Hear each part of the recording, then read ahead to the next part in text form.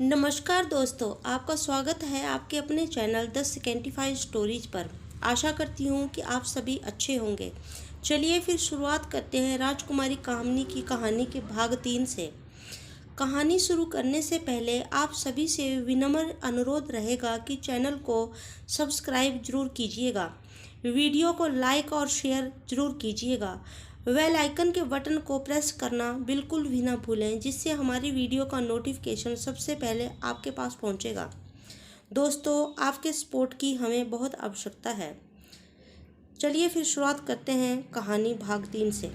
जैसे कि आपने अभी तक सुना, राजकुमारी कामनी का छलपूर्वक कामरूप दैत्य द्वारा अपहरण कर लिया जाता है और कामरूप दैत्य राजकुमारी को 7 समुद्र पार अपने निवास स्थान कालादीप टापू पर लेकर के चला जाता है। राजकुमारी कामनी की सखियों द्वारा राजा चंद्रकेतु व उनकी रानी को राजकुमारी कामनी के अपहरण की सूचना प्रदान की जाती है। राजकुमारी कामनी के भवन का निरीक्षण करने के बाद राजा चंद्रकेतु व रानी कल्याणी शीघ्रता से ऋषि विष्णुदत्त जी के आश्रम की तरफ प्रस्थान करते हैं और ऋषिवर से राजमहल में घटी सारी घटना का वृत्तांत सुनाते हैं। ऋषि विष्णुदत्त जी अपनी दिव्य दृष्टि से देखते हैं कि दैत्य कामरूप राजकुमारी कामनी को कहाँ लेकर के गया है।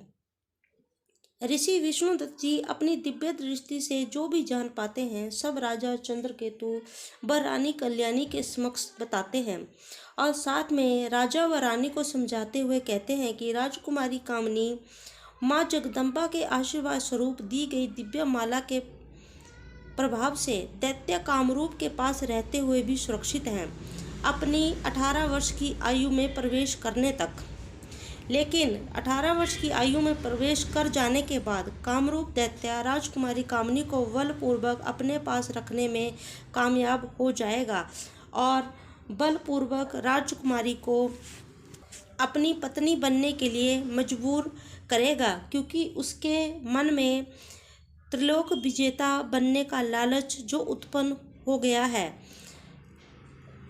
इसलिए महाराज, आप किसी ऐसे युवक की खोज करवाइए जो निडर, साहसी और अलौकिक व पारलौकिक विद्याओं का ज्ञाता हो, जो राजकुमारी कामनी को उस दुष्ट दैत्य के चुंगल से छुड़ाने का दायित्व ले सके।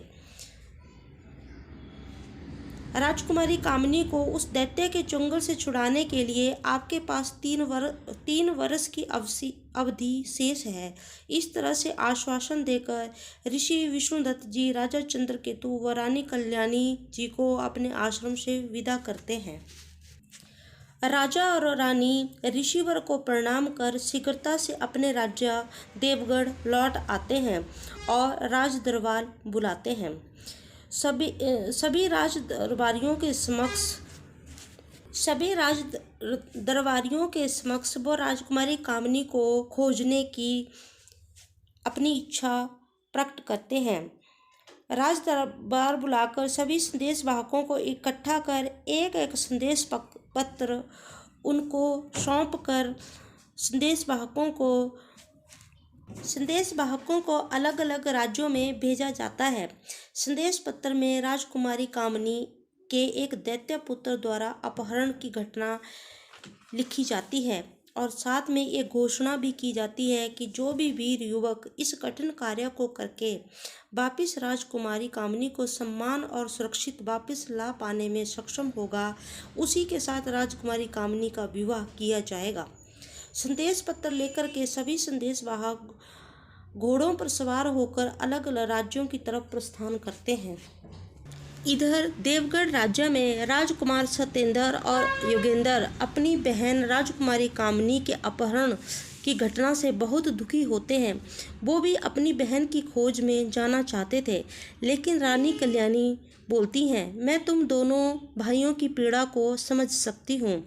पुत्री के अपहरण से हम जितने दुखी हैं, तुम लोग भी उतने ही परेशान हो। पुत्री के ऊपर आए संकट से हम उबरे नहीं हैं। अगर तुम दोनों पर भी कोई संकट आ जाए तो हम असहाय हो जाएंगे। इसलिए अपने पिता महाराज को ही पुत्री कामनी की खोज करवाने दीजिए और आप दोनों राज्य की सुरक्षा व्यवस्था पर ही ध्यान दीजिए। रानी की बात सुन राजा चंद्रकेतु जी ने भी रानी की बात में ही अपनी सहमति जताई और अपने दोनों पुत्रों से राज्य में रहने का अनुरोध किया। अपने माता पिता का दर्द समझते हुए दोनों राजकुमारों ने भी अपने माता पिता की आज्ञा का पालन करना ही उचित समझा और माता पिता की आज्ञा लेकर दोनों राजकुमार राज्य की सुरक्षा व्यवस्था को देखने में व्यस्त हो गए। दूसरी तरफ 1 महीना बीत जाने के बाद सारे संदेश वाहकों को गए हुए 1 महीना हो गया था, परंतु किसी भी राज्य से कोई भी संदेश वाहक वापिस नहीं आया था। संदेश वाहक जिस भी राज्य में जाते, सारी घटना सुनने के बाद कोई भी राजा और राजकुमार एक दैत्य के चुंगल से राजकुमारी कामिनी को छुड़ा पाने का साहस नहीं जुटा पा रहे थे। तो कई राज्य के राजाओं ने और राजकुमारों ने तो यहाँ तक कहा कि दैत्य द्वारा अपहरण की गई राजकुमारी से विवाह करना कौन सा महानता का कार्य होगा। ऐसी राजकुमारी को हमारे राज्य की जनता स्वीकार नहीं करेगी और राजकुमारी को आप पवित्रता की दृष्टि से ही देखेगी। आप अपने राजा का संदेश उन्हीं के पास वापिस लेकर लौट जाइए। इस तरह के विचारों को सुनकर संदेश वाहक भी निराश लौटने लगे। कई राज्यों से निराशाजनक उत्तर पाकर संदेश वाहक देवगढ़ लौटने पर मजबूर हो गए। देवगढ़ वापस लौटकर संदेश वाहकों ने भिन्न भिन्न राज्यों के विचारों को राजा चंद्रकेतु जी के सामने प्रस्तुत किया।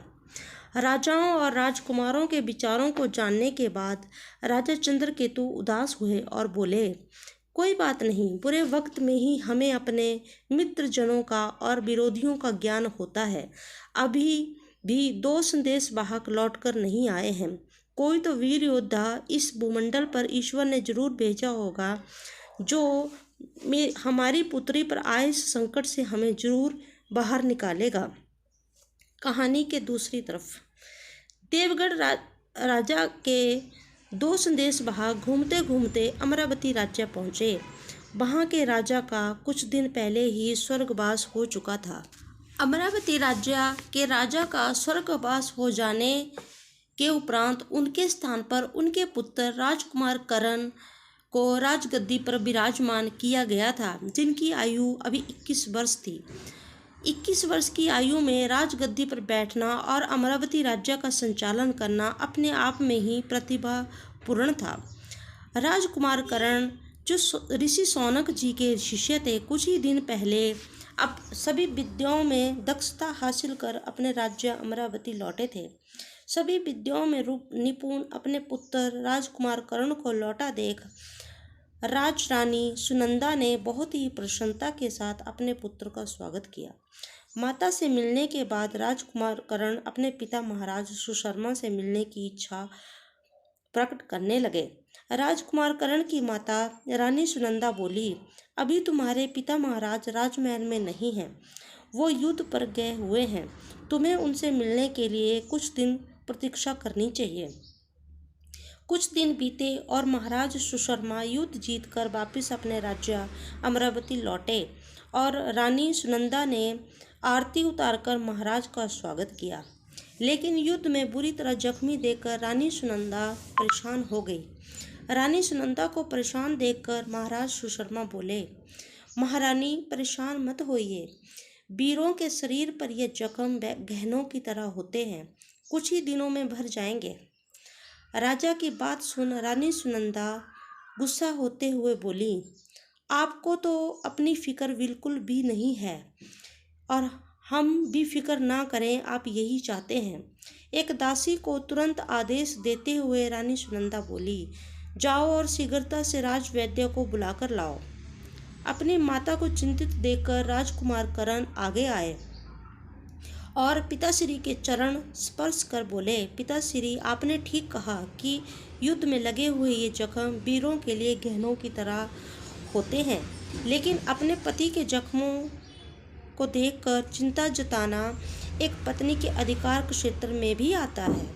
अपने पुत्र को अपने सामने देख राजा सुशर्मा फूले नहीं समाए और बहुत ही प्रसन्नता के साथ उन्होंने राजकुमार कर्ण को गले से लगाया और कहा, तुम ठीक कहते हो पुत्र, तुम्हारी माता को अपना अधिकार जताने से किसने रोका है।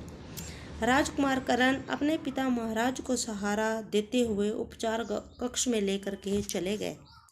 राजकुमार करण जितनी अपनी माता रानी सुनंदा के चहेते थे, उतना ही गर्व महाराज सुशर्मा को भी अपने पुत्र पर था।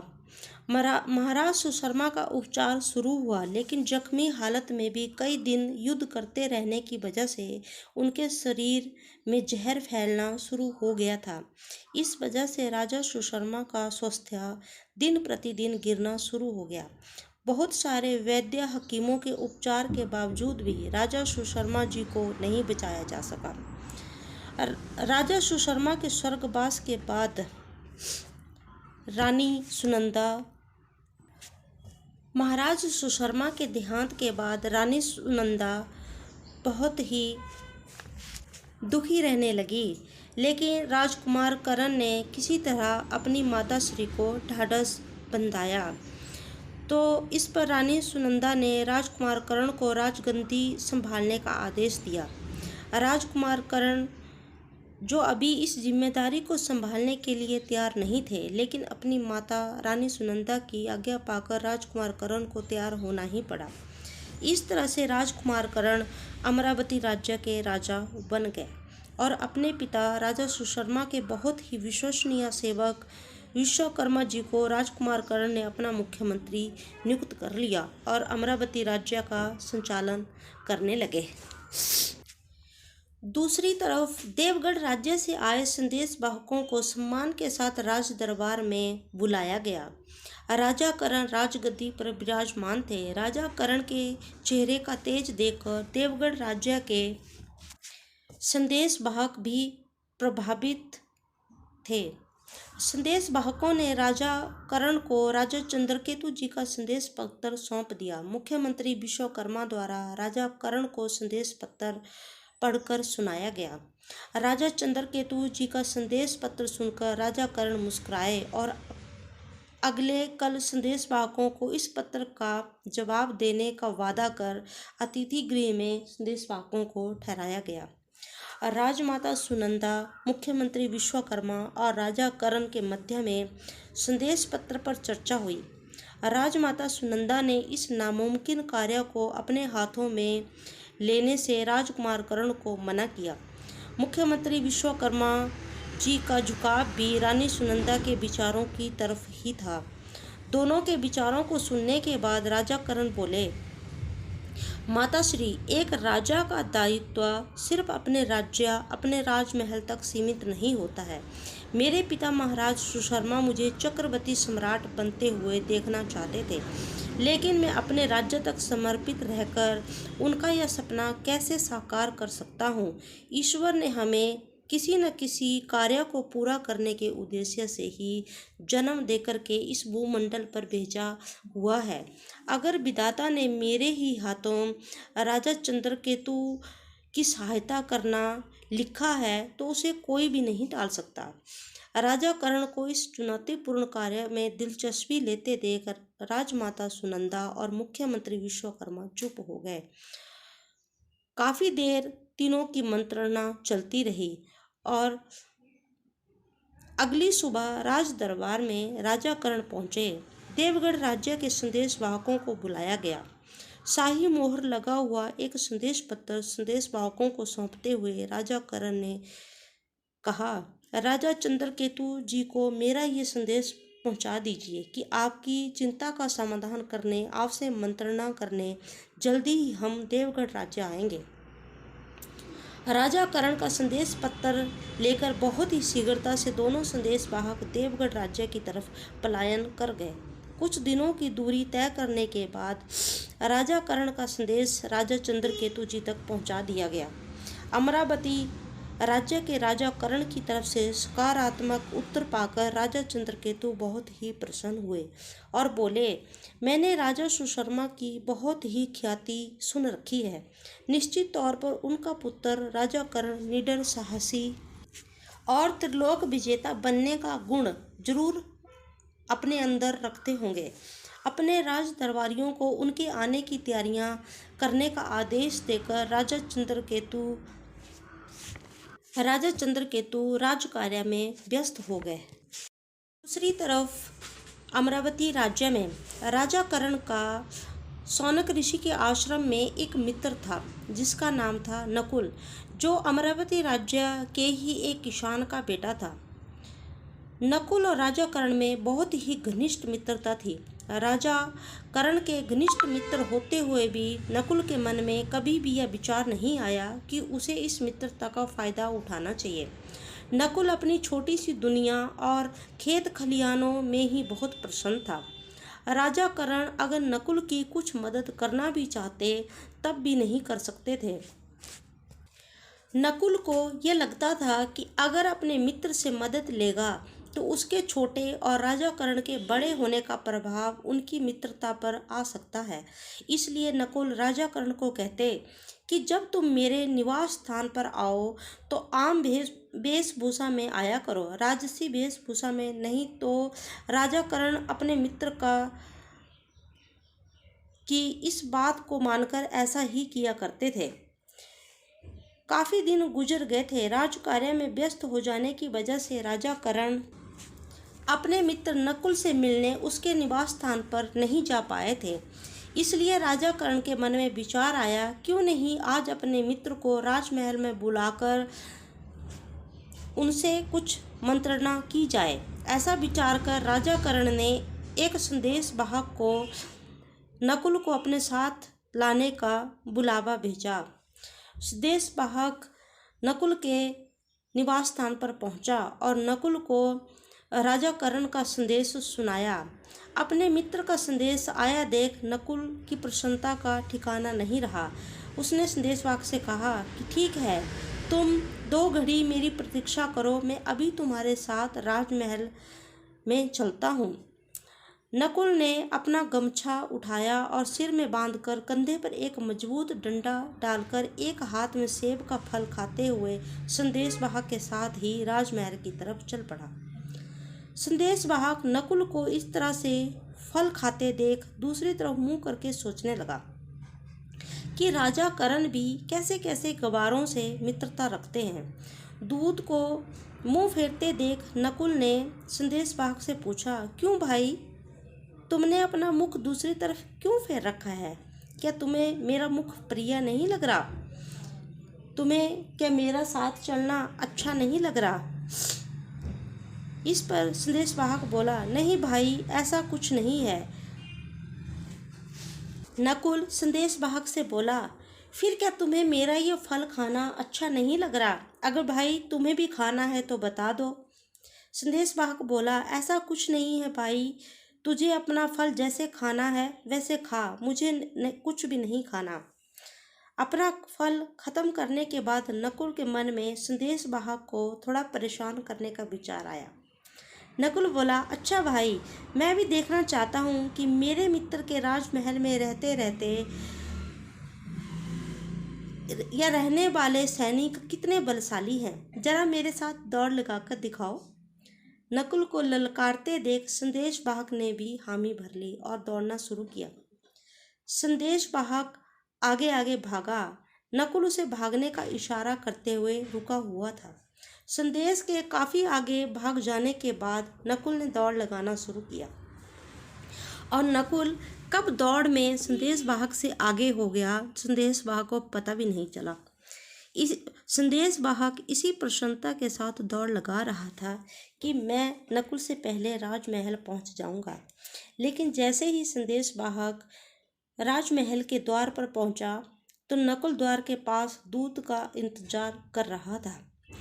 नकुल को द्वार पर खड़ा देख संदेशवाहक हैरान हो गया और कि यह मुझसे आगे कैसे पहुंच गया। संदेशवाहक नकुल पर नाराज होते हुए बोला, चलो मेरे साथ, तुम्हें राजा के कक्ष तक छोड़कर आता हूँ। नकुल ने भी हाँ में अपना सिर हिलाया।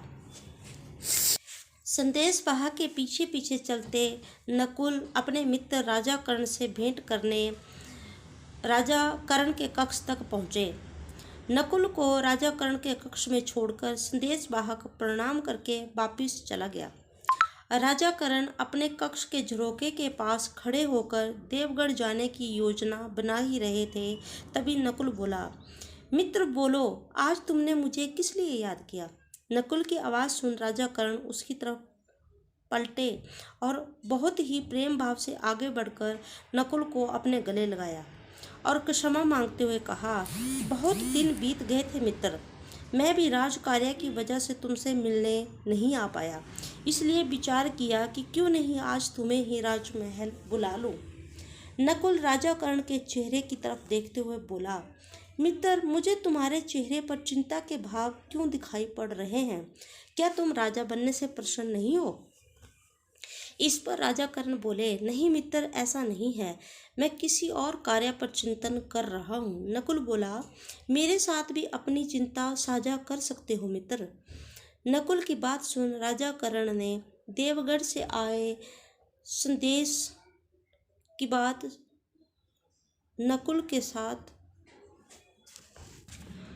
राजा कर्ण ने देवगढ़ राज्य से आए संदेश का विवरण नकुल के सामने रख दिया। राजा कर्ण की बात सुन नकुल प्रसन्नता के साथ बोला, अरे मित्र, इसमें चिंता करने की क्या ज़रूरत है?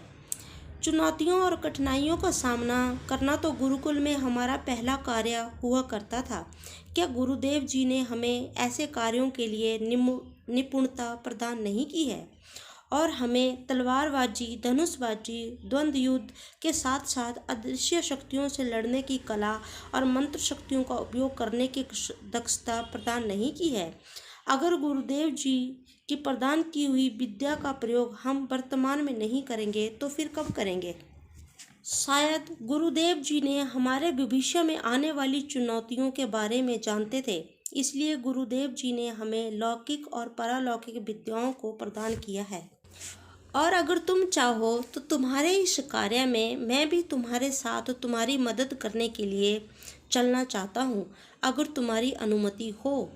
राजा कर्ण अपने मित्र नकुल की उत्साह और निडरता देख बहुत ही प्रसन्न हुए और उसे गले लगाते हुए बोले, ठीक है मित्र, फिर देवगढ़ राज्य चलने की तैयारी कर लीजिए। अपने मित्र राजा कर्ण को हाँ बोलकर नकुल अगले दिन प्रभात में नगर द्वार पर मिलने को बोलकर चला गया। रात्रि का समय राजा कर्ण भोजन कक्ष में। रात्रि भोज करने के बाद राजा कर्ण अपनी माता संग राजमहल के साथ बने उद्यान में टहलने निकले और माता से सफर पर जाने की आज्ञा मांगने लगे। दुखी मन से रानी सुनंदा ने आज्ञा दे दी और कहा, यह आज्ञा मैं तुम्हें किसी कारणवश दे रही हूँ। राजा कर्ण ने हैरानी भरी नजरों से अपनी माता श्री की तरफ देखा और पूछा, इस आज्ञा को देने के पीछे क्या कारण है माँ? इस पर रानी सुनंदा बोली, जब तुम गुरुकुल में थे और राजकुमारी कामनी का अपहरण हुआ था तो एक बाज उड़ता हुआ राजसी चुनरी लेकर के आया और तुम्हारे कक्ष में हमारे शाही बिस्तर पर फेंक कर चला गया। कुछ दासियों द्वारा बाज का ये कार्य देख मुझे बताया गया। मैं भी इस घटना से बहुत हैरान थी। मैं जब तुम्हारे कक्ष में आई और तुम्हारे शाही बिस्तर पर एक राजसी चुनरी देखकर हैरान हो गई। उस चुनरी में एक संदेश लिखा हुआ था, जिसमें ये लिखा था उस संदेश में ये लिखा था, मैं राजकुमारी कामनी एक दैत्य के षड्यंत्र का शिकार हुई हूँ। ये दैत्य मुझे अपने साथ 7 समुद्र पार कालादीप टापू पर लेकर के जा रहा है। कृपया यह संदेश मेरे पिताश्री देवगढ़ राज्य के राजा चंद्रकेतु तक पहुंचा दिया जाए। संदेश पढ़कर मैंने अपने कुल पुरोहित सदानंद जी को बुलवाया और राजकुमारी कामनी की चुनरी पे लिखा हुआ संदेश उन्हें पढ़ाया। राजकुमारी कामनी का लिखा हुआ संदेश कुल पुरोहित सदानंद जी द्वारा पढ़ने के बाद सदानंद जी बोले, इस राजकुमारी का भाग्य तुम्हारे राजकुमार कर्ण संग जुड़ गया है। भाग्य अपने योद्धाओं को खुद चुनता है, भविष्य की घटनाओं का तुम इंतजार करो। इसलिए देवगढ़ के संदेश वाहकों के आने पर जब आपने कहा कि अगर भाग्य में, मेरी किस्मत में ही राजा चंद्रकेतु की मदद करना लिखा है तो उसे कोई नहीं टाल सकता। मैं तभी कुल पुरोहित सदानंद जी की बातों का मतलब समझ गई थी कि नियति ने तुम्हारे ही हाथों राजा चंद्रकेतु की मदद करना लिखा हुआ है। इसलिए मेरे मना करने से विधाता का लिखा हुआ नहीं टल सकता। लेकिन मैं तुम्हारी माता हूँ, तुम्हारी सुरक्षा को लेकर के चिंतित हूँ। अपनी माता की सारी बात सुनने के बाद राजा कर्ण बोले, माता श्री, जब आप मानती हैं कि भाग्य अपने योद्धाओं को खुद चुनता है तो आप मेरी सुरक्षा की चिंता क्यों करती हैं? मेरी सुरक्षा भी ईश्वर के ऊपर ही छोड़ दीजिए। आप ईश्वर पर भरोसा रखिए और मुझे अनुमति दे दीजिए। मैं वादा करता हूँ, मैं उस दैत्य पर विजय प्राप्त करके सकुशल वापस लौट आऊँगा। अपने पुत्र का अडिग व अटल विश्वास देकर राजमाता सुनंदा ने राजा कर्ण को आज्ञा प्रदान कर दी। इसी के साथ दोस्तों कहानी का भाग 3 समाप्त हुआ। आशा करती हूँ कि आपको हमारी कहानी पसंद आ रही होगी। इसी के साथ एक बार फिर आपसे अनुरोध रहेगा कि हमें ज़्यादा से ज़्यादा सपोर्ट करिए। हम आपके लिए इसी तरह की मनोरंजक व ज्ञानवर्धक कहानियाँ लाते रहेंगे। धन्यवाद।